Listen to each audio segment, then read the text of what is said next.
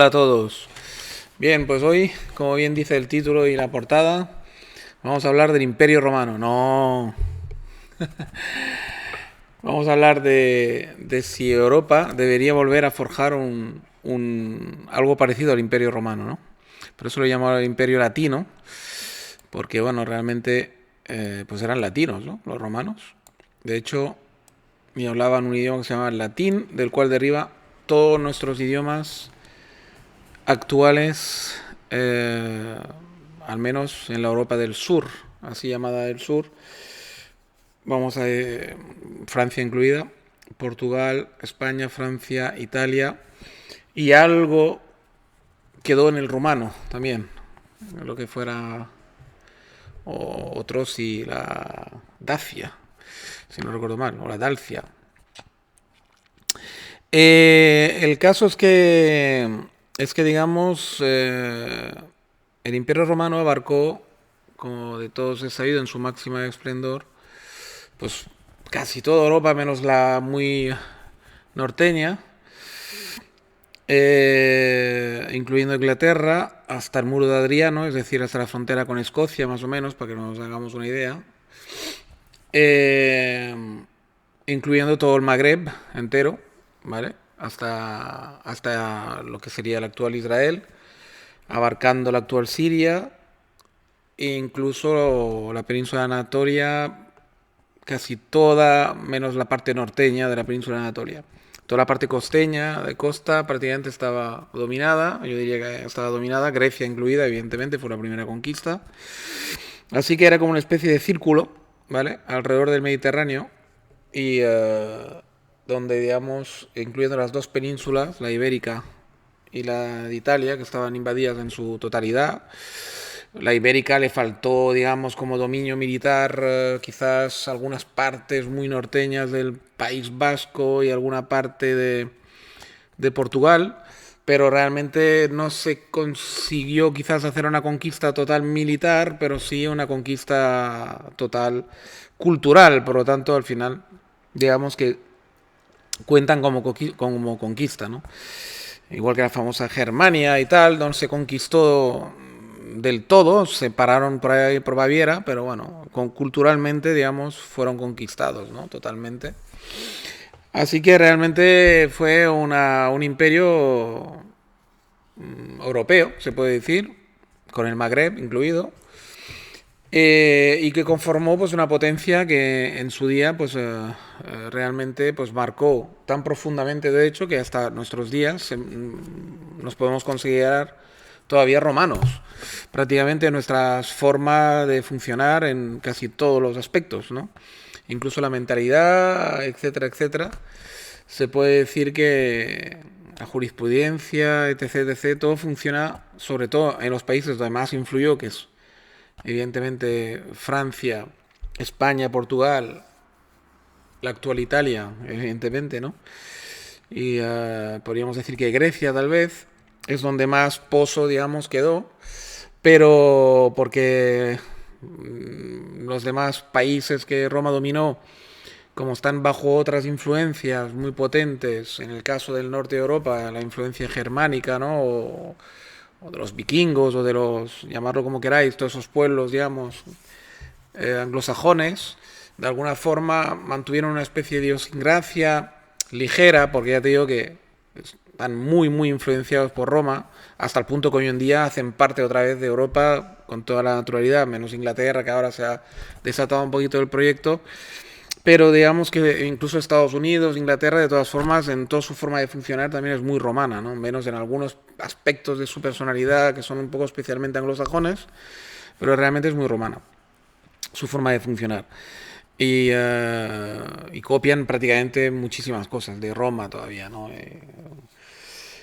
Así que realmente lo único que ha ocurrido últimamente, pues bueno, es que después de la caída de Roma, bueno, hubo, por ejemplo, una península ibérica muy influenciada por el tema árabe y el tema del Islam, que es esa nueva religión que se creó en Arabia Saudita y que a sangre y fuego invadió el Magreb y la península ibérica. Sí, sí, a sangre y fuego, porque es que eso de que fue una conquista cultural, eso se lo inventan ellos para suavizar su historia. Eso fue a sangre y fuego y luego hubo conquista cultural, hubo cuando tuvieron la edad de oro esa que duró apenas ciento y poco de años y que más que nada floreció aquí en la península ibérica.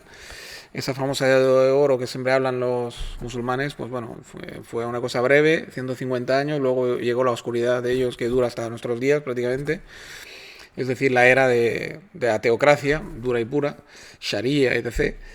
Y lo que pasa es que, bueno, en un complot extraño entre posmodernos y islámicos europeos, básicamente, se hace se hace creer a la gente que eso fue como una especie de paraíso en la tierra donde todo el mundo se llevaba bien y tal, sobre todo cuando hablan de España.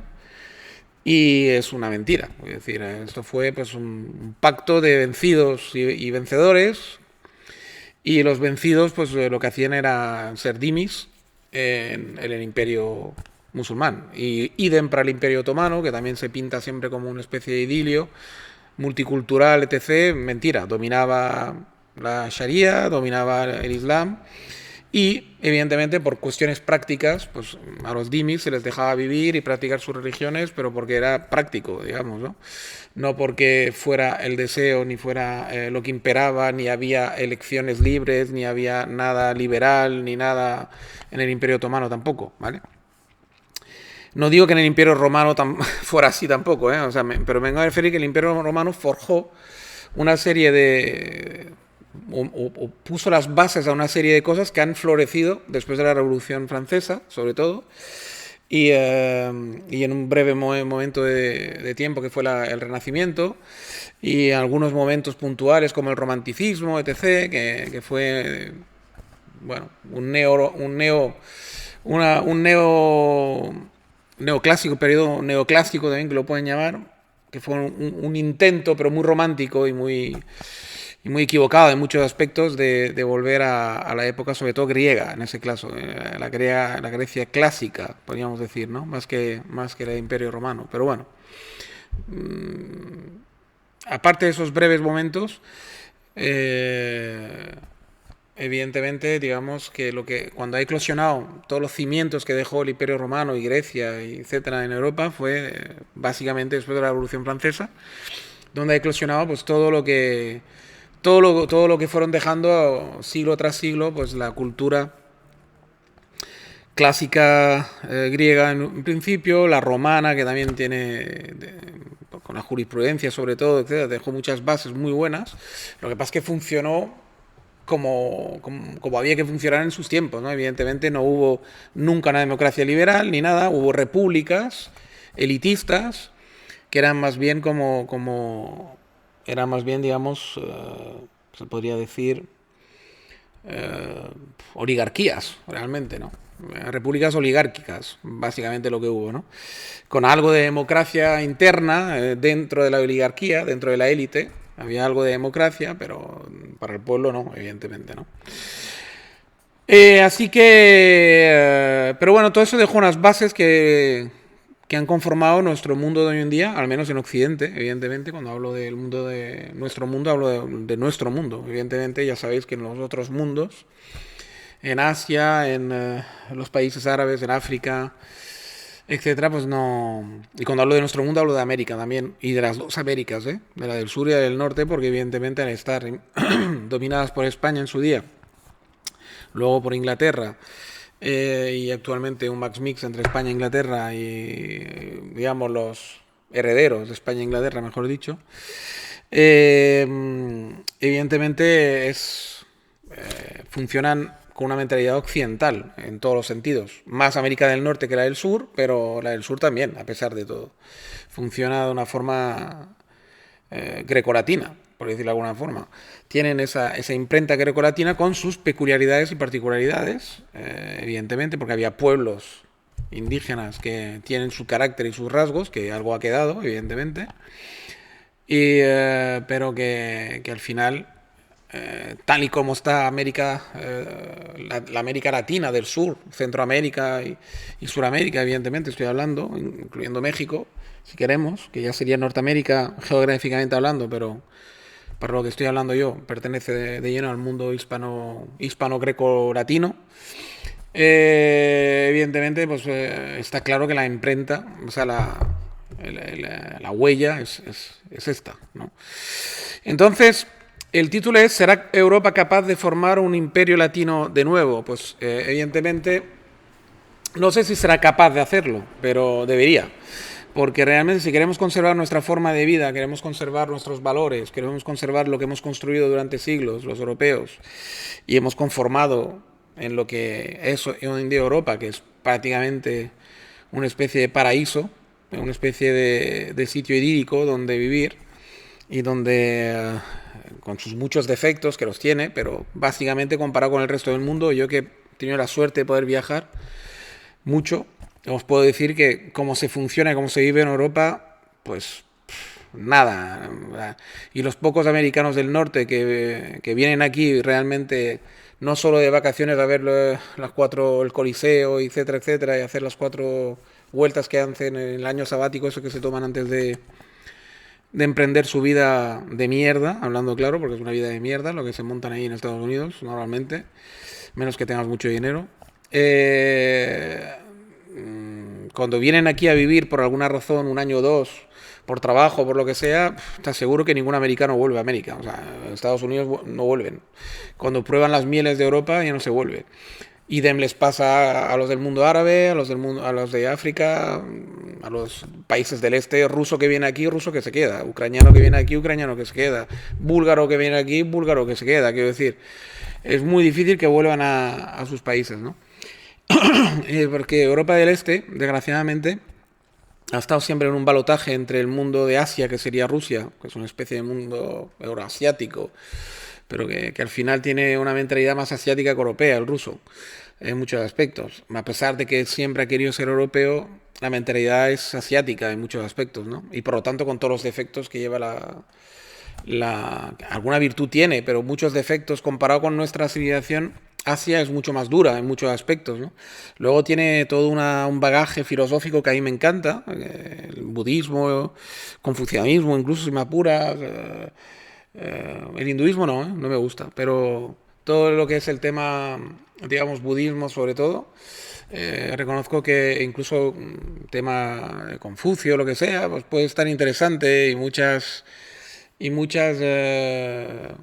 derivadas de estas dos religiones, sobre todo el budismo, han dado frutos muy interesantes, ¿no? Filosóficamente hablando, sobre todo, y como ahí se mezcla la filosofía y la religión, pues podemos decir que para mí es de lo más interesante que ha hecho la humanidad y probablemente de lo más perfecto en cuanto a pensamiento en muchos aspectos. Luego le falta algo de finezza que ha podido tener Grecia y tal, pero realmente ha sido muy interesante lo que se ha creado en Asia, ¿no? Pero aparte de esa parte, luego la parte política, estratégica, etcétera, Asia ha llevado lo lleva todo a unos extremos que creo que en Europa no estamos llevando ni hemos llevado nunca a tales extremos de crueldad y de digamos, y de deshumanidad, ¿no? O sea, la parte humana en Asia está muy mal, ¿no? O sea, realmente humanamente hablando, los asiáticos son muy crueles, suelen ser muy crueles para con sus congéneres y para con el resto de la humanidad cuando dominan o algún lugar que no les ha hecho falta porque Asia es tan grande y tan fértil que no les ha hecho falta invadir otros pueblos ni otros continentes, pero realmente es un pueblo que suele ser bastante cruel, bastante poco humano. Solo piensan, o sea, van de un materialismo extremo a un nihilismo extremo también. No hay punto medio en Asia. O eres nihilista o eres materialista. Quiero decir, no hay punto medio. Se ve en la India, ¿no?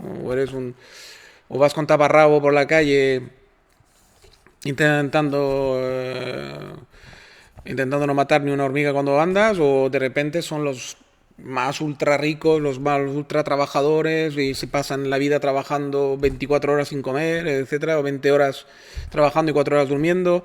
Es decir, son capaces de los extremos. Luego hay una ludopatía en Asia en general, sobre todo en China en ese caso, brutal también. O sea, pasan, digamos, de unos extremos a otros que a mí no va con mi carácter latino, evidentemente, ¿no? Y en total, que estamos como muy amenazados por una parte, pues por Rusia, la especie de autocracia oligárquica que se ha montado en Rusia, el Putin.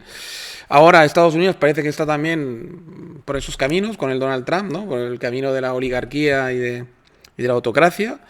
Y China ya lo está desde hace mucho tiempo y ahora, digamos, es una autocracia y una oligarquía postmoderna, postcomunista, etcétera, pero lo es, al fin y al cabo, con sus toques chinos, asiáticos, particulares, pero para mí es una sociedad muy poco humana, ¿no? Si lo comparamos bajo criterios latinos, es una sociedad muy extrema. Es que los latinos, digamos, para mí somos el modelo a seguir y el modelo que debería la humanidad entender, porque somos, digamos, los del punto medio, ¿no?